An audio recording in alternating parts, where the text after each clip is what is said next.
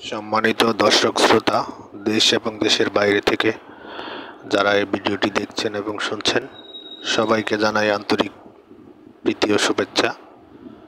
বন্ধুরা, কথা বলতেছিলাম প্রতিবেদনে আসা স্ক্রিনে দেওয়া আপু সম্পর্কে। আপুটি দেখতে খুবই চমৎকার, গায়ের রঙ ফর্সা।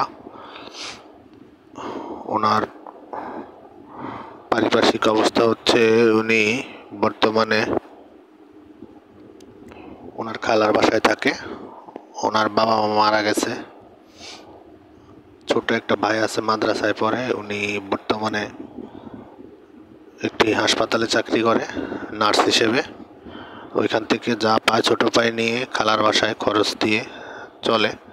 তো ওনার পড়াশোনা হচ্ছে, উনি ক্লাস 7 পর্যন্ত পড়ছিল, এরপরে আর পড়তে পারে নাই। নামাজ কালাম পড়তে পারে, কোরআন শরীফ পড়তে পারে। ব্যক্তিগত দিক থেকেও উনি অনেক ভালো। তো গার্জিয়ানের অভাবে ওনার ভালো সম্বন্ধ আসলে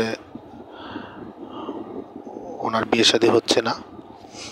তো এই অবস্থায় আপনারা যদি ওনার পাশে দাঁড়ানোর মতো কেউ থাকেন, তাহলে স্ক্রিনে দেওয়া নাম্বারে ওনার সাথে যোগাযোগ করে নেবেন।